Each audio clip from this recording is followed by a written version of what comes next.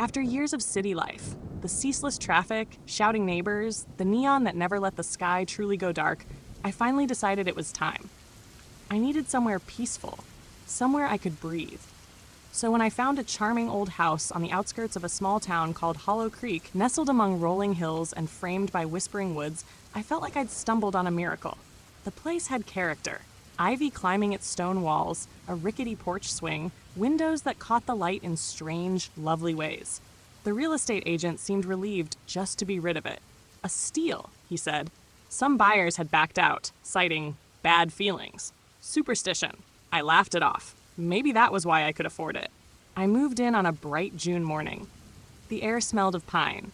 A few locals waved as the movers hauled boxes up the narrow drive. I felt warm, optimistic. This was the fresh start I needed. But almost immediately, little things seemed off. That first night, I woke around 3:15 a.m. to a faint creaking, as if someone were pacing the floor downstairs. My heart raced, but I forced myself to believe it was the house settling. Old houses make noises. That's what everyone says. The next morning, I found one of my kitchen chairs pulled away from the table. I tried to think if I'd done that and simply forgotten. The logical explanation was comforting, so I clung to it. I spent the following days busy unpacking, arranging books, hanging curtains. But whenever I stood still, the house felt too still. The silence was heavy, like being underwater. Sometimes I caught faint, strange scents, old pipe tobacco, or something sweet and rotten.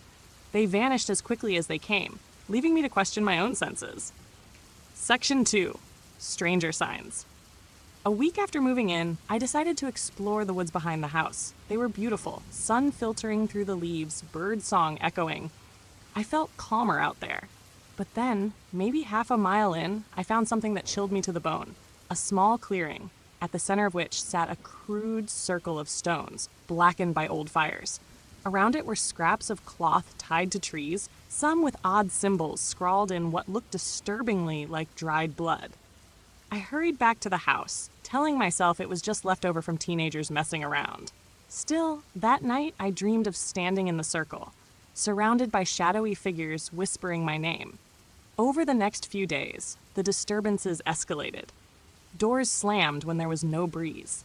I'd come home to find every light in the house on, though I'd turned them off before leaving.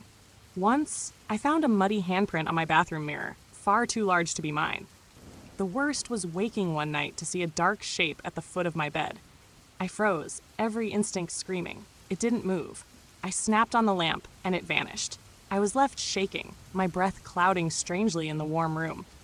I started leaving the hall light on at night. I'd never been afraid of the dark before. Now it felt like the dark was watching me. Section 3. The Locals. Warnings. Trying to regain some sanity, I began chatting more with people in town. At the grocery store, I casually mentioned where I'd moved. The cashier's face went pale. That old Hollis house? Honey, you might want to be careful out there. Others were less subtle. An older woman at the post office told me outright, bad things happen there. That land's cursed. Folks disappear in those woods. I tried to press for details, but they'd clam up or change the subject. Only one person, an elderly man named Frank, who ran a hardware store, told me more. Back in the 60s, there was a family lived there. Young couple, little girl. They started complaining of noises, seeing people who weren't there. Then one night, they all vanished. No trace. Sheriff's men searched those woods for weeks. He sighed, eyes far away. Some say the land's hungry, takes what it wants. Driving home, I tried to laugh it off. Ghost stories, small town gossip. But when I pulled into my driveway, my front door was standing wide open. My stomach dropped. I approached cautiously, clutching my keys like a weapon. Inside, nothing seemed taken, nothing moved, but there was a cold spot near the living room fireplace that hadn't been there before. It felt almost alive, as if something waited there. Section 4, Descent into Fear. That night was the breaking point. I was awoken by the unmistakable sound of a child crying somewhere in the house. It wasn't muffled or ghostly. It sounded horribly real. I grabbed my phone flashlight and crept from room to room. The sobbing always seemed to come from just beyond the next door. Finally, in the hallway, I caught sight of something at the end. A little girl, maybe 7, in an old-fashioned dress. her hair tangled, her face buried in her hands. My heart lurched. "Are you okay? Do you need help?" I whispered. She lowered her hands. Her face was wrong. Empty eye sockets, mouth stretched impossibly wide. She let out a strangled, wet giggle, then bolted into the wall, vanishing. I screamed. I must have fainted because I woke on the hallway floor hours later, my head throbbing. After that, I couldn't sleep properly. I jumped at every creak. Even during the day, shadows seemed to move just at the edge of sight. I found claw marks on my bedroom door. Once, while showering, I felt icy fingers brush my back. I spun around. No one was there, but handprints were pressed into the fogged glass. I considered fleeing, selling the place at a loss, but something rooted me there. It wasn't just stubbornness. It felt like the house wouldn't let me leave. Section 5. Facing the haunting. Desperate, I reached out to a local woman named Grace, who ran a small metaphysical shop. She came to the house with candles, bundles of herbs, and a firm look on her weathered face. "This place is heavy," she said immediately. "A lot of pain soaked into these walls." She performed a cleansing ritual, chanting and burning sage. As she moved through the house, the temperature dropped so sharply we could see our breath. Doors rattled. A guttural moan rose from beneath the floorboards. Grace stood her ground, shouting words I didn't understand. Finally, with a final crack like splitting wood, the air seemed to clear. The oppressive weight lifted. I burst into tears. "It's better," she told me gently. "But you need to set boundaries. This house has a memory. Speak to it. Tell it this is your home now." That night, I lit a candle and walked room to room, saying aloud, "I live here now. I respect whatever came before, but this is my space. You cannot hurt me." It felt silly, but afterward, the house seemed to sigh, as if releasing something.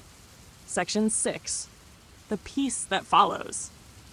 In the weeks that followed, things truly improved. No more night terrors, no more phantom sobbing. The air felt lighter, sun streaming through windows that had once seemed permanently gloomy. I tended the garden, planting wildflowers along the fence. I even returned to the woods, though I avoided the strange clearing.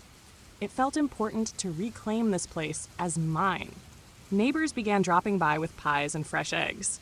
It turned out the house's troubled reputation had kept people distant, but seeing me thrive seemed to reassure them. Hollow Creek slowly opened up to me, and I found myself invited to dinners and local fairs. One evening, sitting on my porch swing with a cup of tea, I realized how profoundly happy I was. The house still creaked at night, but it felt like the benign sighs of an old being settling to rest. Sometimes I'd catch a glimpse of movement, a flicker at the edge of my vision, and instead of fear, I felt a gentle companionship, as though whatever haunted this place had learned to coexist. I kept a light in the hallway, more out of habit than need. When I finally drifted to sleep, it was without nightmares. Years later, I would look back on those terrifying early days with a strange gratitude. Because by facing the darkness in that old house, I found a strength in myself I never knew existed. I found a community, and I found a home, haunted perhaps, but beautifully, undeniably mine.